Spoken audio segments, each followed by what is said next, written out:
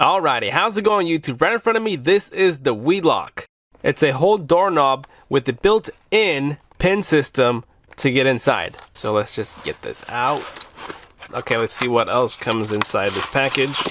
Okay, there's all the hardware. Everything you need is going to be inside this box. So this is going to be the handle where you just walk up to it and twist. So it's going to be just grab and go. It does offer a grip, even this flat side. Actually makes it pretty easy to walk up and just open. Now this one is the one that we're gonna use and power up. So once you open it up, as you can see right inside there is the micro USB where you're gonna stick in the key just in case the battery died and you still need to get in. Of course you got the keys, just stick it in and it's gonna help you, unlock the door. So this is gonna be a direct fit. There's also these 3M beauty ring there, as you can see, to cover the nasty bigger holes that was previously there. If you need it, use it. There's a need help. So the manual is going to tell you what accessories came in, the installation diagram. There's also a video that you can check online. It's just a pin unlock, which is going to be way better than having a key. I don't carry keys at all, so I am for removing all physical keys. Obviously, this is something that you can leave somewhere just in case the battery dies. Okay, so if we take a closer look at this, I'm guessing it's steel because the way it looks is brushed and it's heavy and it's solid. So nice build quality there. You remove these little screws that are already there. It's like a normal doorknob. It's literally the same thing. It's just it's a little bit digital. Okay, I'm gonna move on to installing it. This is a normal doorknob at a household, just 2 screws to get it off. So you're gonna want to take everything original off, and we're gonna use the new needed parts to install the WE.LOCK. First thing we're going to do is install the door latch. It should be sitting pretty flush, and there's only 2 screws to screw it in.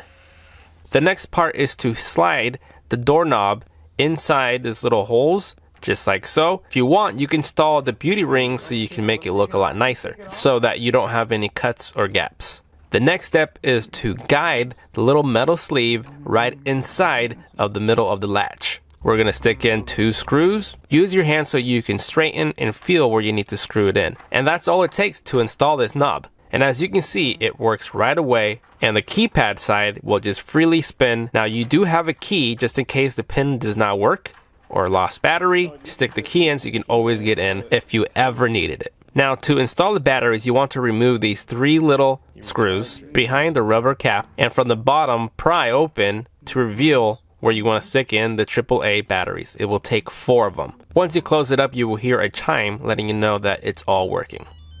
Now to show you how it works, the temporary password is 123456, and you press the lock key and you will hear a successful chime and a mechanical lock inside that enables the latch to hold and open like normal. And now we're going to install another outside with the beauty ring. We remove the doorknob the same way we did the first time, and we're going to repeat the steps on the other side. We're going to screw in 2 screws. And you can see this time that there is no knob on this side because I removed it to make things easier to install. There's a little Allen screw on the bottom of the knob that allows you to adjust the knob further in or out for easier grabbing. So that's all it takes. And as you can see, the beauty ring would hide that gap if you use it. But with that said, just enter your passcode and you can unlock the door without ever having to carry a key. And you can see that it spins freely until you punch in your key combo. No need to worry about Bluetooth, no Wi-Fi, no fear of hacking. All you have to do is just remember the password. It's just a digital entry with no connectivity. And if the battery ever dies, you can quickly plug in a USB bank and give it a power up so you can unlock it the same way you would have done if the batteries were alive. That's it. So there you guys have it. If you want one for yourself, you already know what to do. Find it in the description down below. And as always, thank you for watching, and I will see you guys next time. Later.